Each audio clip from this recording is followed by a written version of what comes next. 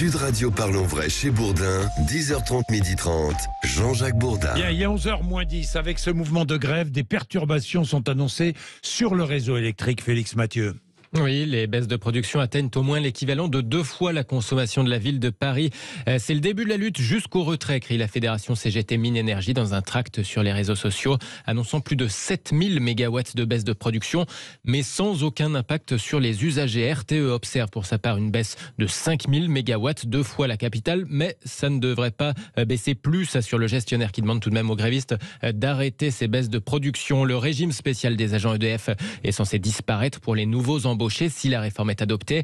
Ils avaient débuté des baisses de production dès hier soir, notamment sur les barrages du Chelas en Isère, de Pied-de-Borne en Lozère ou des Salelles en Ardèche. Il y a quelques jours, déjà, le numéro 1 de la CGT Énergie avait créé la controverse en parlant de cibler les permanences des parlementaires favorables à la réforme en les menaçant de coupure. Donc vous êtes tranquille, vous? Ouais, tranquille, vous n'êtes pas ciblé. C'est pas. Richard Ramos, oui. Ouais, mais c'est pas bien les syndicats qui vont essayer de. C'est la démocratie. Après, chacun mène les luttes et c'est normal. Mais on va pas cibler parce que sinon c'est dangereux pour la démocratie. Dites-moi, que vous disent vos électeurs? Ils sont fatigués? Oui, les Français sont fatigués? Oui. Vous savez, le Français, il ronchonne toujours un peu. Oui. Mais là, on sent des gens là. C'est-à-dire des gens qui, en dernier sursaut, ils grognent un peu. Mais moi, quelqu'un qui grogne, c'est qui se bat encore. Ils sont fatigués, ils en ont ras-le-bol. Il y a eu, pour certains, les gilets jaunes. Après, il y a eu la Covid. Après, il y a l'inflation. Ils sont fatigués. Ce peuple qui est un peuple gaulois, qui est gueulard, mais qui est vivifiant. Aujourd'hui, ils sont fatigués. Ils en ont marre. Et ils ne croient plus en nous. Ça, c'est sûr. Ni en vous, ni en nous, d'ailleurs. Mais ça, c'est sûr. Mais pourquoi ? Parce que ils en ont marre, encore une fois, qu'on leur explique des choses, parce que ils veulent qu'on leur assène. Oui, ils veulent des vérités. Qu'on fasse des choses. Oui. Ils veulent qu'on passe du confort de la pensée à l'inconfort de l'action. C'est ça qu'ils veulent. Alors, Richard Ramos, parlons des consommateurs, de ces consommateurs, puisque vous défendez les consommateurs. Hier, une proposition de loi un texte a été voté à l'Assemblée nationale, modifiant de manière expérimentale le rapport de force entre les industriels de l'agroalimentaire et les distributeurs, la grande distribution, en dépit des critiques des grandes enseignes. Alors, qu'est-ce que ça change pour le consommateur ?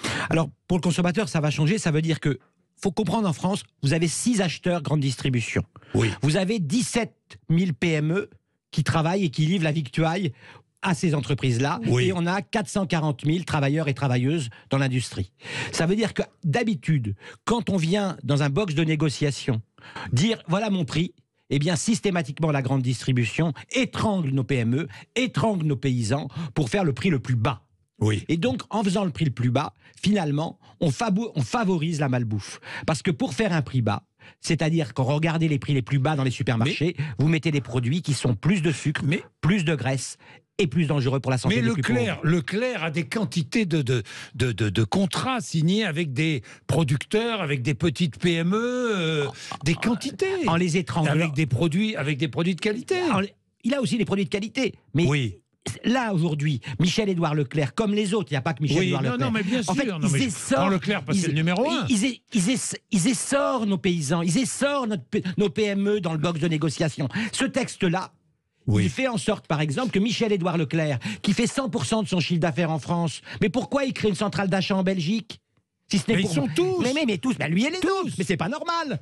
C'est-à-dire, on va dire à nos PME, pour contourner la loi française, eh bien, on va pas t'acheter en France, on va t'acheter à l'étranger alors que c'est en France. Cette loi, elle va dire qu'un produit qui est fabriqué en France, qui est vendu en France, c'est la loi française qui s'applique. Et puis, on a dit aussi à la grande distribution, c'est mon combat depuis 5 ans, des milliers de pénalités logistiques. C'est-à-dire qu'en fait, je dis à un gars, livre-moi à 10 heures. Mais je dis à tous les fournisseurs, venez à 10 heures. Donc évidemment, il y a 40 camions.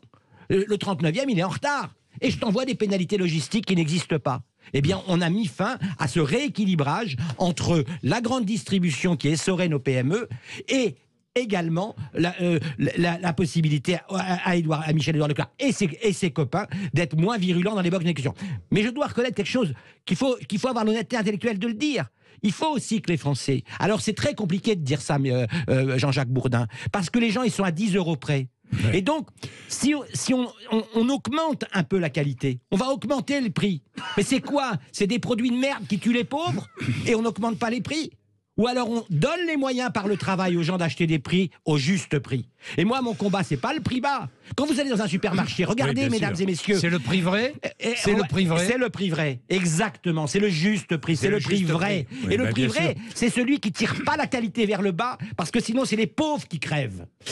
Dernière chose, vous vous battez pour désengrillager les propriétés françaises. C'est-à-dire désengrillager. Eh ben, c'est très simple. Moi, je considère que quand on a des animaux sauvages, Oui. et même pour les chasseurs, je suis pas chasseur, mais j'ai rien contre les chasseurs. Quand il y a des animaux sauvages, un animal sauvage, c'est un animal qui a le droit de courir partout où il veut. Et de circuler. Et donc partout. là, on avait quelques milliardaires qui ont, sur des propriétés... Vous pensez à la Sologne. À la Sologne, notamment la Sologne. Dans la Somme, il y a aussi des choses comme ça. Des fois dans le Nord aussi, très peu, mais il y en a un peu.